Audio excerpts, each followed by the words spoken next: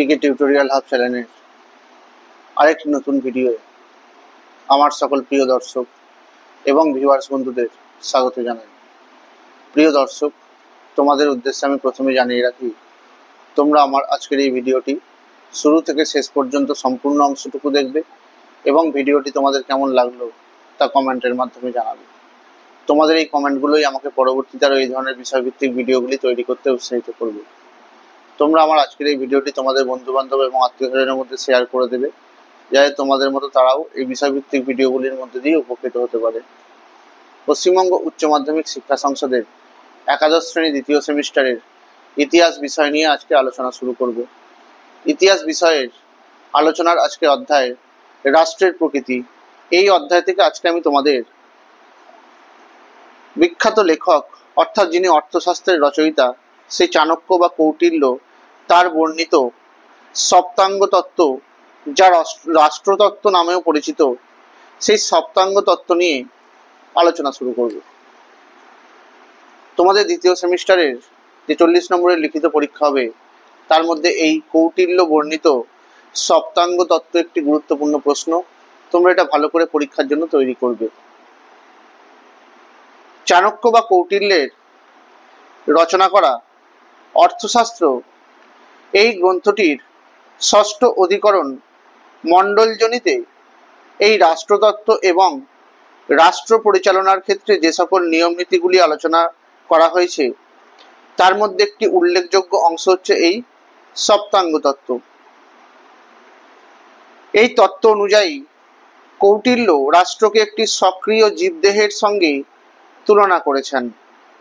তিনি বলতে চেয়েছেন, একটি জীবদেহের যেমন বিভিন্ন অঙ্গ প্রত্যঙ্গ থাকে, তেমনই রাষ্ট্র পরিচালনার ক্ষেত্রেও বিভিন্ন অঙ্গ থাকে। আর সেই অঙ্গগুলি হলো স্বামী বা রাজা, দুর্গ, জনপদ, কোষ, দণ্ড, মিত্র ও অমাত্য। এই 7টি বিষয়কে একত্রেই বলা হয় সপ্তাঙ্গ তত্ত্ব।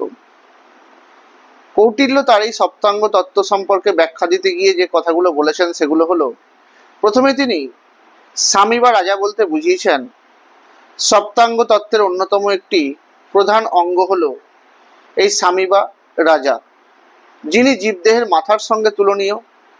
এবং এখানে স্বামী শব্দটি প্রধান বা প্রভু অর্থে ব্যবহার করা হয়েছে। চাণক্যর মতে রাষ্ট্রের প্রধান হবেন উচ্চগুণ সম্পন্ন ব্যক্তি, যিনি হবেন অভিজাত বংশীয় এবং অনেক জ্ঞানের অধিকারী। তার সঙ্গে তাকে অবশ্যই ষড়রিপুর প্রভাব থেকে মুক্ত থাকতে হবে। আর শুধু তাই নয়, রাজা হলেন সকল ক্ষমতার উৎস এবং সমগ্র প্রশাসনিক ব্যবস্থার ভরকেন্দ্র। তার 4টি গুণ অবশ্যই থাকতে হবে।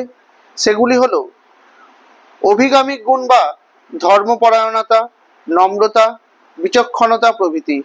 এছাড়াও উত্থান বা উৎসাহ গুণ, যার মধ্যে থাকবে সাহস এবং দ্রুততার সঙ্গে কাজ শেষ করার ক্ষমতা।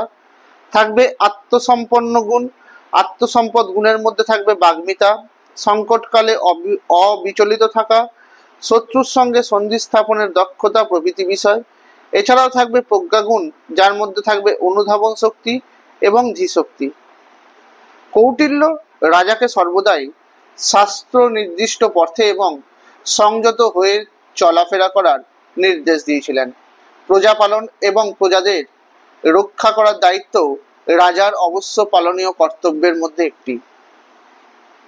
2 নম্বর, তিনি জনপদ বলতে বুঝিয়েছেন এই সপ্তাঙ্গ তত্ত্বে জনপদকে জীবদেহের পায়ের সঙ্গে কৌটিল্য তুলনা করেছেন। তিনি তার অর্থশাস্ত্রে এই জনপদ শব্দটি জনসমষ্টি এবং নির্দিষ্ট ভূখণ্ড উভয় অর্থেই ব্যবহার করেছেন। অর্থশাস্ত্র অনুযায়ী জনপদের বৈশিষ্ট্য হবে সুজলা সুফলা, যেখানে কৃষকেরা খুব সহজেই ফসল ফলাতে পারবে এবং সেই ফসলের একাংশ রাজাকে কর হিসাবে দিতে পারবে। এই ধরনের ভূখণ্ডে থাকবে বিচক্ষণ প্রভু এবং বিপুল সংখ্যক নিম্ন শ্রেণীভুক্ত জনগণ। কৌটিল্য রাষ্ট্রের জনবল বাড়ানোর জন্য রাজাকে নতুন নতুন জনপদ গড়ে তোলার পরামর্শ দিয়েছিলেন। তিনি নির্দেশ দিয়েছিলেন যে জনপদের কোনো জমি রাজা ফেলে রাখবেন না। যে সকল জমি কৃষিকাজের পক্ষে অনুপযুক্ত সেখানে গবাদি পশুদের বাসস্থান বা রাজার জন্য মৃগবন নির্মাণের নির্দেশ দিয়েছিলেন। এছাড়াও অসহায় এবং বিপদগ্রস্তদের রক্ষা করে রাজা জনপদের শান্তি বজায় রাখবেন বলেও কৌটিল্য উল্লেখ করেছিলেন তার এই জনপদে। কৌটিল্যের মতে জনপদের আয়তনগুলো এমনই হতে হবে যেন সেগুলোর মধ্যে স্বয়ংভরতা তারা অর্জন করে নিতে পারে।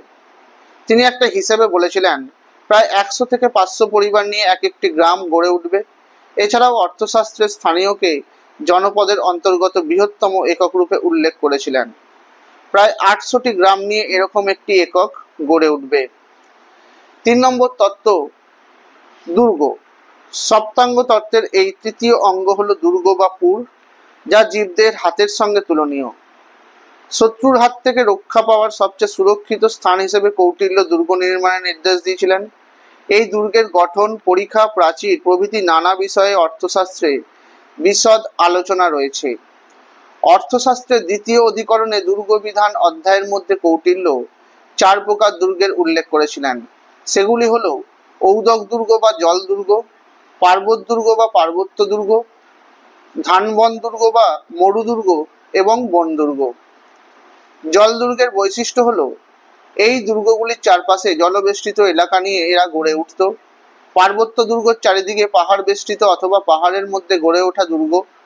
মরু দুর্গ ছিল মরু এলাকায় গড়ে ওঠা এক ধরনের দুর্গ, এবং বন দুর্গ, এই ধরনের দুর্গগুলি অরণ্য, জঙ্গলে বা বনাঞ্চলে নির্মাণ করা হতো।